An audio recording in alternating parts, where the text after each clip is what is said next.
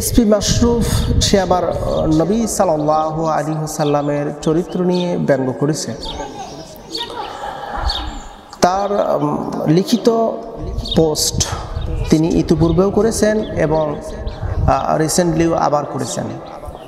আমার নবী সাল্লাল্লাহু আলাইহি ওয়াসাল্লামের বিরুদ্ধে তিনি অসংখ্যবার তার কলম উঠেছে। সে আবার রাসূল সাল্লাল্লাহু আলাইহি ওয়াসাল্লামকে তার চরিত্রকে নিয়ে এত বাজে মন্তব্য করেছেন যেটা ভাষায় প্রকাশ করার মতো না। আমার নবী সাল্লাল্লাহু আলাইহি ওয়াসাল্লাম আজ থেকে 1400 বছর পূর্বে এই পৃথিবীতে আগমন হয়, যা তিনি ছিলেন চরিত্রের আধার। তিনি ছিলেন সমস্ত পৃথিবীর মানুষদের আইডল। তার চরিত্রের সাথে তুলনা করে পৃথিবীর কোনো মানুষের চরিত্রের তুলনা করা সম্ভব না। এসপি মাশরুফ সে কিভাবে আমার রসুলকে অস্বীকার করলো, রসুলের চরিত্র অস্বীকার করলো? সে কিন্তু মুসলিম ঘরে জন্ম। একটাবার চিন্তা ফিকির করলে কিন্তু বোঝা যায় আল্লাহ রসুল সাল্লাল্লাহু আলাইহি ওয়াসাল্লামের চরিত্র লেপন করে যারা কথা বলে, বিশেষ করে এসপি মাশরুফ যে কথাটা বলছে আমার রসুলকে চরিত্র নিয়ে, অবৈধ পন্থা ইনকাম করলে, অর্থ সমৃদ্ধিশালী যদি হয়, যখন হারাম পথে উপার্জিত সম্পদ হয় তখন তার মধ্যে ঈমান থাকে না। আর ঈমান যখন না থাকে তখন ওই ব্যক্তিটির কাছে দিন, ধর্ম, আল্লাহ, রসুল এগুলো তার কোনো কিছুই ব্রেন মস্তিষ্কে ঠিক থাকে না। ঠিক তদ্রূপভাবে অর্থ সম্পদ বেশি হলে যা হয় অবৈধ পন্থায়, তার দৃষ্টান্ত হলো এসপি মাশরুফ আবার নবীজি সাল্লাল্লাহু আলাইহি ওয়াসাল্লামের চরিত্রের কলঙ্ক লেপন করেছে। আমরা অনতিবিলম্বে আমরা মাননীয় প্রধানমন্ত্রীর কাছে আমরা আবেদন জানাই এসপি মাশরুফকে আইনের আওতায় নিয়ে আসা হোক। আইনের আওতায় এনে তার দৃষ্টান্তমূলক বিচারের ব্যবস্থা আমরা দাবি করি। আপনারা বিচারের আওতায় নিয়ে আসেন, আইনের আওতায় নিয়ে আসেন, তার বিচার করুন। আল্লাহ নবী সাল্লাল্লাহু আলাইহি ওয়াসাল্লামের চরিত্র নিয়ে এত বড় দুঃসাহসী কথা বলার মতন সাহস বাংলার জমিনে আমরা এটা সহ্য করব না, আমরা সহ্য করতে পারবো না। কারণ গোটা বাংলাদেশের 16 কোটি প্রায় মুসলমান, 17 কোটি মুসলমানের বুকের উপর দাঁড়ায় এবং মুসলমানদের রক্ত ঘামানো টাকা খেয়ে সে মুসলমানদের কলিজার বিরুদ্ধে কথা বলবে, এটা তো বরদাস্ত করা যায় না, এটা মেনে নেওয়া যায় না। বরং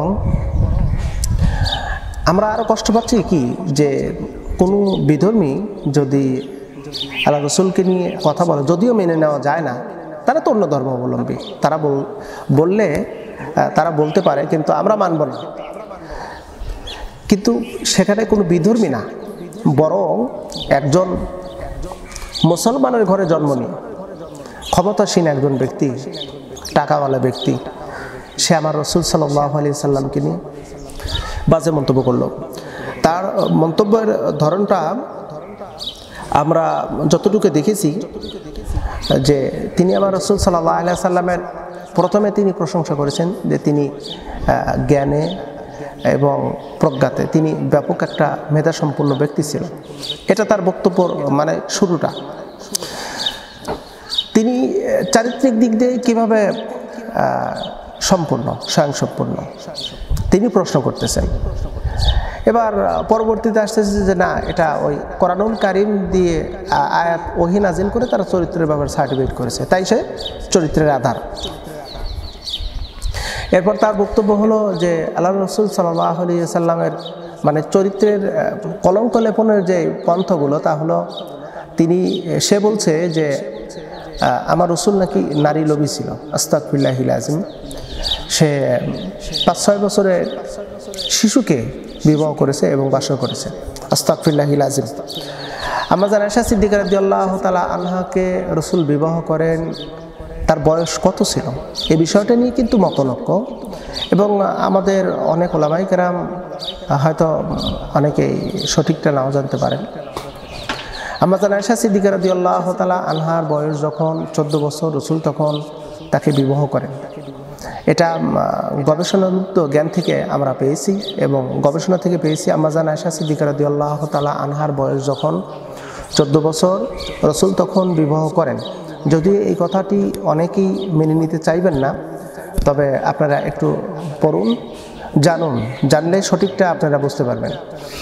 যাই হোক, তার বক্তব্য হলো রসুলের বয়স যখন, আম্মাজানের বয়স যখন 6 বছর, রসুলুল্লাহর বয়স তখন 51 বছর। এই 51 বছরের মানুষ 6 বছরের একটা শিশুকে বিবাহ করেছে, এটা অনৈতিক। এক। দ্বিতীয় নম্বর হলো তার পালক পুত্র জায়েদ বিন হারেসা রাদিয়াল্লাহু তাআলা আনহুর স্ত্রীর দিকে নাকি আল্লাহ রসুল কুনজর দিয়েছেন, আস্তাগফিরুল্লাহিল আযীম। যার কারণে জায়েদ বিন হারেসার স্ত্রীকে সে বিবাহ করে এবং সে বিবাহটাকে বৈধ করার জন্য কোরআনুল কারীমের ওহী নাজিল করে বৈধ করে দেয়। এটা ছিল হলো ওর বক্তব্য। এবং পরপর করে আল্লাহ রসুল সাল্লাল্লাহু আলাইহি ওয়াসাল্লামের 11 মতান্তরে 13টা যে বিবাহ, এই বিবাহ নিয়ে সে কুরুচিপূর্ণ বক্তব্য দিয়েছে এই এসপি মাশরুক। আমরা কি বলবো, আসলে জ্ঞানহীন মানুষ এমন কর্ম করবে, এটাই স্বাভাবিক। তবে আমরা একটাই দাবি জানাই, এই এসপি মাশরুমকে অনতিবিলম্বে গ্রেপ্তার করা হোক।